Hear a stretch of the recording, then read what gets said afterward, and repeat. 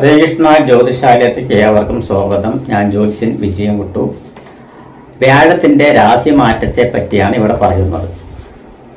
വ്യാഴം മേടൻ രാശിയിൽ നിന്നും ഇടവൻ രാശിയിലേക്ക് മാറുന്ന രാശിമാറ്റം 1199 മേടമാസം 18-ാം തീയതി, അതായത് 2024 മെയ് മാസം 1-ാം തീയതി ബുധനാഴ്ച 17 നാഴികയും 10 വിനാഴികയും മാതൃഭൂമി പഞ്ചാംഗ പ്രകാരം 17 നാഴികയും 10 വിനാഴികയും ശരിയായ കണക്ക് പ്രകാരം പറയുകയാണെങ്കിൽ ബുധനാഴ്ച പകല് 5 മണി 2 മിനിറ്റാണ് തിരുവോണ നക്ഷത്രത്തിൽ വരുന്നത്. തിരുവോണ നക്ഷത്രത്തിൽ തൃതീയ കൃഷ്ണപക്ഷ പറഞ്ഞ കറുത്ത വെളുത്ത വാവ് കഴിഞ്ഞതിന് ശേഷം 3-ാമത്തെ ദിവസമായിട്ടുള്ള തൃതീയ പാദത്തിൽ കൃഷ്ണപക്ഷ അഷ്ടമിയിൽ പുലികരണവും ശുഭനാമ നിത്യയോഗവും കൂടിയ മകരക്കൂറിൽ, തിരുവോണ നക്ഷത്രം മകരക്കൂറാണ്. മകരക്കൂറിൽ കന്നി ലഗ്ന സമുച്ചയത്തിൽ, കന്നി ലഗ്നം പറഞ്ഞു പറയുമ്പോൾ ആ സമയത്ത് ഉദിച്ചു വരുന്ന ലഗ്നം കന്നി ലഗ്നമാണ്.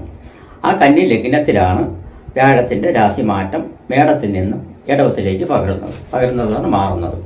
ഇടവ രാശി പ്രകാരം വ്യാഴം ഭാഗ്യസ്ഥാനമായ 9 നിൽക്കുന്നു. അതായത് കന്നി ലഗ്നത്തിൻ പ്രകാരം, കന്നി രാശിയുടെ പ്രകാരം, കന്നി ലഗ്നത്തിന്റെ പ്രകാരം 9-ാം ഭാവത്തിന്റെ അവിടെ ഗ്രഹസ്ഥിതി ഒന്ന് ചിന്തിച്ചു കഴിഞ്ഞു പറഞ്ഞാൽ കന്നി ലഗ്നത്തിൽ തന്നെ സഞ്ചരിച്ചുകൊണ്ടിരിക്കുന്ന കേതു, 5-ൽ ചന്ദ്രൻ, 6-ൽ ശനി, 7-ൽ ചൊവ്വ, ബുധൻ, രാഹു, 8-ൽ സൂര്യൻ, ശുക്രൻ, 9-ൽ വ്യാഴൻ. 9-ാം ഭാവത്തിൽ, ലഗ്നത്തിന്റെ 9-ാം ഭാവത്തിൽ വ്യാഴം വരുന്നത് വളരെ ശുഭകരമാണ് എന്നാണ് പറയുന്നത്. അപ്പോൾ വ്യാഴത്തിന്റെ രാശിമാറ്റം ഒരു ഗുണകരമായിട്ടുള്ള ഒരു മാറ്റം തന്നെയാണ്, വളരെ ശ്രേഷ്ഠമാണ് എന്നുള്ളത് പറയുന്നത്. ആ വ്യാഴൻ 9-ാം ഭാവത്തിൽ നിന്ന് കഴിഞ്ഞു പറഞ്ഞാൽ എല്ലാ ദോഷത്തിനും പരിഹാരമായി വ്യാഴം, അതായത് ഒരു ലഗ്നത്തിൻ്റെ ആയാലും ഏത് രാശിൻ്റെ ആയാലും ലഗ്നത്തിൻ്റെ 9-ാം ഭാവത്തിൽ, രാശിയുടെ 9-ാം ഭാവത്തിൽ വ്യാഴം നിന്നാൽ എല്ലാറ്റിനും പരിഹാരമായി എന്നുള്ളതാണ് പറയുന്നത്. ശുഭഗ്രഹം നിന്ന് കഴിഞ്ഞാൽ ലഗ്നാധിപൻ, കന്നി ലഗ്നത്തിന്റെ ലഗ്നാധിപനായിട്ടുള്ള ബുധൻ കർമ്മസ്ഥാനമായ മിഥുനൻ രാശി, കർമ്മസ്ഥാനം മിഥുനൻ രാശിയും കൂടി ഏറ്റെടുത്തുകൊണ്ട് 7-ാം ഭാവത്തിൽ മീനൻ രാശി, മത്സ്യരാശി മീനൻ രാശിയിൽ നീചത്തിലാണ് നിൽക്കുന്നത്. അതായത് മീനൻ രാശി ബുധന് നീചരാശിയാണ്, നീചത്തിൽ നിൽക്കുകയാണ്. എന്നിരുന്നാലും നീചഭംഗ രാജയോഗത്തോടു കൂടിയിട്ടാണ് നിൽക്കുന്നത്. ആ നീചഭംഗ രാജയോഗത്തോടുകൂടി നിൽക്കുകയാണെങ്കിലും അവിടെ യോഗം ചേർന്ന് നിൽക്കുന്നത് രാഹുവിനോടൊപ്പവും ചൊവ്വയോടൊപ്പവും. രാഹു സർപ്പമാണ്. ആ സർപ്പത്തിൻ്റെ ഒപ്പവും അഷ്ടമാധിപനും 3-ാം ഭാവം, ലഗ്നത്തിൻ്റെ 3-ാം ഭാവാധിപനും അഷ്ടമാധിപനുമായിട്ട് ചൊവ്വൻ്റെ കൂടെയാണ് ലഗ്നാധിപനായിട്ടുള്ള ഗ്രഹം നിൽക്കുന്നത്, ബുധൻ നിൽക്കുന്നത്. അപ്പോൾ അങ്ങനെ നിൽക്കുന്ന കാരണം കൊണ്ട് തന്നെ അഷ്ടമാധിപൻ്റെ കൂടെ ഏത് ഗ്രഹം നിന്നാലും ഏത് ഭാവത്ത് നിന്നാലും ആ ഭാവത്തിന് ദോഷം എന്ന് പറയുന്നത്. അപ്പോൾ ഉദ്ദിഷ്ട കാര്യങ്ങളെല്ലാം ഫലങ്ങളെല്ലാം കുറച്ച് പ്രയാസപ്പെട്ടവരെ നടക്കുകയുള്ളൂ എന്നാണ് പറയുന്നത്. അഷ്ടമത്തിൽ നിൽക്കുന്ന ആളാണെങ്കിൽ വ്യയാധിപനായിട്ടുള്ള 12-ാം ഭാവാധിപനായിട്ടുള്ള സൂര്യനാണ്. സൂര്യൻ ഗവൺമെൻറ് കാരകനാണ്, രാജകാരകനാണ്, മന്ത്രികാരകനാണ്, രാജ്യം ഭരിക്കുന്ന ആളുടെ കാരകനാണ്. ആ കാരകത്വം വഹിച്ചുകൊണ്ട് നിൽക്കുന്ന സൂര്യൻ 8-ാം ഭാവത്തിൽ നിൽക്കുന്നത് വളരെ ദോഷമാണ്. അതായത് രാജ്യം ഭരിക്കുന്ന ഭരണകർത്താക്കന്മാർക്കും അതുപോലെ ആ മേലാധിത്യം വഹിക്കുന്ന MLA തൊട്ട് പ്രധാനമന്ത്രി വരയ്ക്കുള്ള സാക്ഷ്യം വഹിക്കുന്ന മന്ത്രിമാരായാലും MP-മാരായാലും അവർക്കെല്ലാം വളരെ ബുദ്ധിമുട്ടുകളോട് കൂടിയിട്ടുള്ള ഒരു ഫലങ്ങളായിരിക്കും വരുന്നത് എന്നാണ് പറയുന്നത്. അതിൻ്റെ ഓടൊപ്പം തന്നെ അഷ്ടമത്തിൽ നിൽക്കുന്നത് സൂര്യൻ്റെ ഓടൊപ്പം തന്നെ ശുക്രനും കൂടിയാണ്. ശുക്രനും കൂടി നിൽക്കുന്നത് കാരണം എന്താണെന്ന് വെച്ച് പറഞ്ഞാൽ ശുക്രൻ 2-ാം ഭാവാധിപൻ 9-ാം ഭാവം. ശുക്രൻ സ്ത്രീകാരകനാണ്, വാഹനകാരകനാണ്. അപ്പോൾ സ്ത്രീകൾക്കെല്ലാം വിഷമം പിടിച്ചുള്ള ഒരു സമയമായിരിക്കും ഈ വ്യാഴത്തിൻ്റെ രാശിമാറ്റത്തോടുകൂടി വരുന്നത് എന്നാണ് പറയുന്നത്.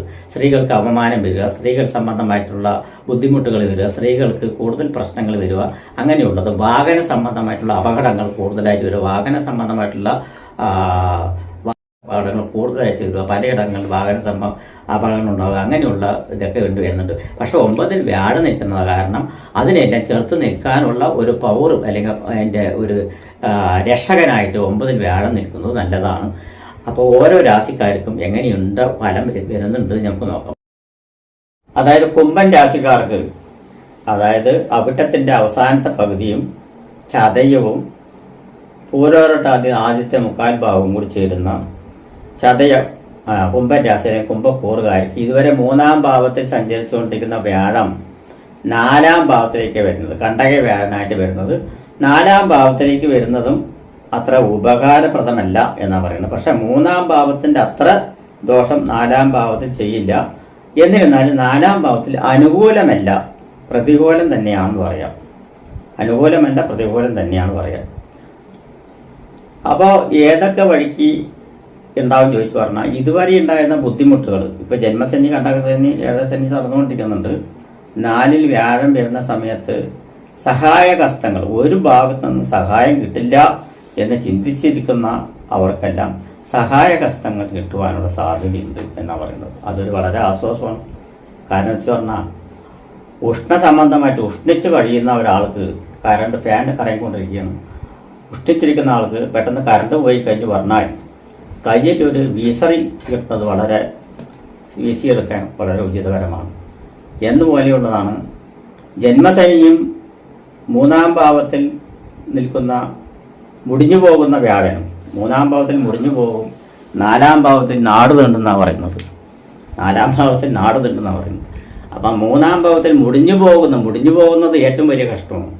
നാട് തീണ്ടുന്നത് പിന്നെയും യാത്ര ചെയ്ത് കഷ്ടപ്പെട്ട് വരാമെന്ന് പറയാം. അപ്പം മുടിഞ്ഞു പോകുന്ന വ്യാഴം നിന്ന് രക്ഷ നേടി 4-ാം ഭാവത്തിലേക്ക് വന്നു നാട് കറങ്ങാനുള്ളത് എന്നാണ് പറയുന്നത്. അപ്പം ജനങ്ങളിൽ നിന്നും ശ്രദ്ധയെ അകറ്റി നിർത്തി, ജനസമ്മർദ്ദിയിൽ നിന്നും, ജനങ്ങളുടെ ഇടയിൽ നിന്നും അവനവൻ്റെ ഇമേജ് കുറഞ്ഞിരിക്കുന്നത് കുറച്ച് പുഷ്ടി വരുവാനുള്ള സാധ്യതയുണ്ട് എന്ന് പറയുന്നത്. കുറച്ചൊരു ഭവന നിർമ്മാണം, മറ്റുള്ള കാര്യങ്ങളെല്ലാം ഈ സമയത്ത് കഷ്ടകാലത്താണ് എല്ലാം നടക്കുക എന്നൊക്കെ ഒരു പഴഞ്ചൊല്ലി പറയാറുണ്ട്. അപ്പോൾ ഭവന നിർമ്മാണമായിട്ടുള്ള ബന്ധപ്പെട്ടിട്ടുള്ളവർക്ക്, ഇപ്പോൾ ആഡംബര ഭവനമായിക്കോട്ടെ, ചെറിയ ഭവനമായിക്കോട്ടെ, അതിൽ പെട്ടിട്ടിരിക്കുന്നവർക്കെല്ലാം കുറേയേറെ ബുദ്ധിമുട്ടുകൾ സഹിച്ച് ഇടയ്ക്ക് പണി നിർത്തേണ്ടി വരിക, ഇങ്ങനെയുള്ള അതൊക്കെ വന്നിരിക്കുന്നവർക്കെല്ലാം ഒരു മാറ്റം വരുവാനുള്ള സാധ്യതയുണ്ട്. കാരണം 4-ാം ഭാവം കൊണ്ടാണ് ഭവനം, ഇരിക്കുന്ന വീട്, മാതാവ് മാതുലൈവ ക്ഷേത്രം, വാഹനം എന്നിവ ചിന്തിക്കുന്നത്. വാഹന യോഗം, മറ്റുള്ള കാര്യങ്ങളെല്ലാം വരുവാനുള്ള യോഗം ഉണ്ട്. പുതിയ വാഹനം വാങ്ങിക്കാനുള്ള സാധ്യതയുണ്ട്. വാഹന സംബന്ധമായിട്ടുള്ള തൊഴിലിൽ എളുപ്പത്തിക്കുന്നവർക്ക് ആ കഷ്ടകാലത്ത് നിന്നൊരു 3-ൽ മുടിഞ്ഞു പോകുന്ന വേള നിന്നൊരു നേട്ടം വരുവാനുള്ള സാധ്യത. കൺസ്ട്രക്ഷൻ വർക്ക് ചെയ്യുന്നവർക്കെല്ലാം ചെറിയൊരു മാറ്റങ്ങൾ വരുവാനുള്ള സാധ്യത.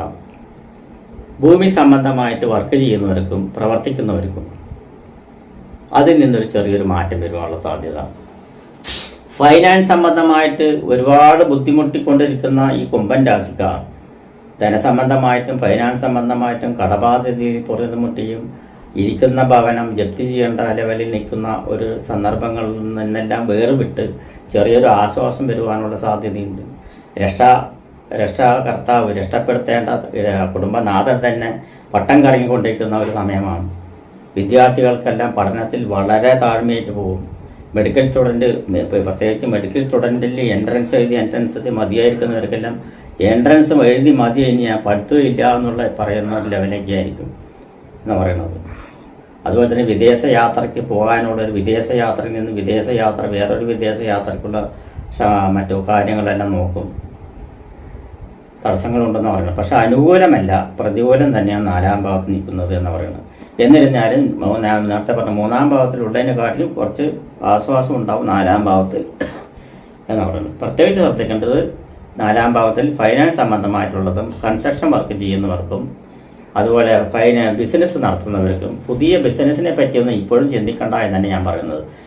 പണം മുടക്കി ലക്ഷക്കണക്കിനോ കോടിക്കണക്കിനോ രൂപ മുടക്കി ബിസിനസ് ചെയ്യരുത്, പുതിയ ബിസിനസ്സിന് ഇറങ്ങരുത്. അറിയാത്ത ബിസിനസ്സും അറിയാത്ത തൊഴിലിനും പോയി പെടരുത് എന്നാണ് പറയുന്നത്. കൈത്തൊഴിലാവാം, പക്ഷെ പുതിയ മേഖലകൾ പരീക്ഷിക്കേണ്ട സമയമല്ല എന്നാണ് പറയുന്നത്. അപ്പോൾ അങ്ങനെയുള്ള കാര്യങ്ങളെല്ലാം ചിന്തിക്കുക. വാഹന സംബന്ധമായി തൊഴിലെടുക്കുന്നവർക്കെല്ലാം ചെറിയൊരു മാറ്റം വരുവാനുള്ള സാധ്യത. രാഷ്ട്രീയത്തിൽ പെട്ടിരിക്കുന്നവർക്കെല്ലാം ഇപ്പോഴും ദോഷകാലം തന്നെയാണ്. സിനിമാ മേഖലയിൽ പെട്ടിരിക്കുന്നവർക്കും ഫാർമസ്യൂട്ടിക്കൽ സംബന്ധമായിട്ട് പ്രവർത്തിക്കുന്നവർക്കും കമ്പ്യൂട്ടർ മേഖല, IT മേഖല എന്നീ മേഖലയിൽ പ്രവർത്തിക്കുന്നവർക്കും ഇപ്പോഴും ആ പഴയ വഴിപാട് തന്നെ, മഹാവിഷ്ണുവെങ്കിൽ, ശ്രീരാമനെങ്കിൽ, ഗുരുവായൂരപ്പനെങ്കിൽ എല്ലാം പഴയ വഴിപാട് തന്നെ നടത്തി റിപ്പീറ്റ് ചെയ്ത് വരിക എന്ന് പറയുന്നത്. വ്യാഴത്തിൻ്റെ അനുകൂല സ്ഥിതി ഇനി ഒരു കൊല്ലം കൂടി ഉണ്ട്. അതായത് മെയ് 1-ാം തീയതി തൊട്ടിട്ട് മെയ് 1-ാം തീയതി ഇടവൻ രാശിയിലേക്ക് മാറുന്ന വ്യാഴൻ ഏകദേശം മെയ് 2024 മെയ് 1-ാം തീയതി മാറുന്നത് 2025 മെയ് 14 വരയ്ക്കും ഈ 4-ാം ഭാവത്തിൽ കുംഭൻ രാശിക്കാർക്ക് 4-ാം ഭാവത്തിൽ തന്നെ സ്ഥിതി ചെയ്യുന്നുണ്ട് എന്നാണ് പറയുന്നത്. അപ്പോൾ ഇതുവരെ ചെയ്തുകൊണ്ടിരിക്കുന്ന പരിഹാരം വീണ്ടും ചെയ്യുക എന്ന് പറയുന്നത് മഹാവിഷ്ണുവെങ്കിൽ ശ്രീരാമനെങ്കിൽ ശ്രീകൃഷ്ണ ക്ഷേത്രത്തിൽ ഗുരുവായൂർ ദർശനം എന്നിവയെല്ലാം വളരെ ഉചിതപരമായിട്ടുള്ളതാണ്.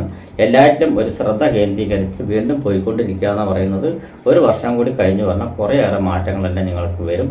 അതുവരെ ക്ഷമിച്ച് ഇരിക്കുക. കുംഭൻ രാശിക്കാർക്ക് പേടിക്കേണ്ട ആവശ്യമൊന്നുമില്ല. കുറച്ചൊരു ഞാൻ പറഞ്ഞ നേരത്തെ കുഴിയിൽ നിന്നും രക്ഷപ്പെടുവാനുള്ള ഒരു മാർഗം കണ്ടുപിടിച്ചു എന്നാണ് പറയാം. അതായത് ഇപ്പോൾ മഞ്ഞുമൽ ബോയ്സ് വന്നു, സിനിമ വന്നു, അതിൽ കുഴിയിൽ വീഴുന്ന ഒരാളിനെ രക്ഷപ്പെടുത്തില്ല എന്ന് സങ്കല്പിച്ചുകൊണ്ടിരുന്നതിനെ രക്ഷപ്പെടുത്തി എന്ന് പറഞ്ഞ മാതിരിയാണ് ഇപ്പോൾ കുഴിയിൽ വീണു. അപ്പോൾ രക്ഷപ്പെടുത്താനുള്ള ഒരു അനുഭവം എങ്ങനെയുള്ളത് എന്ന് തെളിഞ്ഞു വന്നു എന്ന് മാത്രം പറയാം. അപ്പോൾ ഒരു ഇരുട്ടിൽ നിന്നും വെളിച്ചത്തിലേക്ക് വന്നു എന്ന ഒരു മാറ്റം പറയാം. 3-ാം ഭാവത്തിൽ നിന്ന് 4-ാം ഭാവത്തിൽ വന്നിരുന്ന വ്യാഴത്തിൻ്റെ ഇപ്പോഴത്തെ സ്ഥിതിയാണ് പറയുന്നത്. നമസ്കാരം.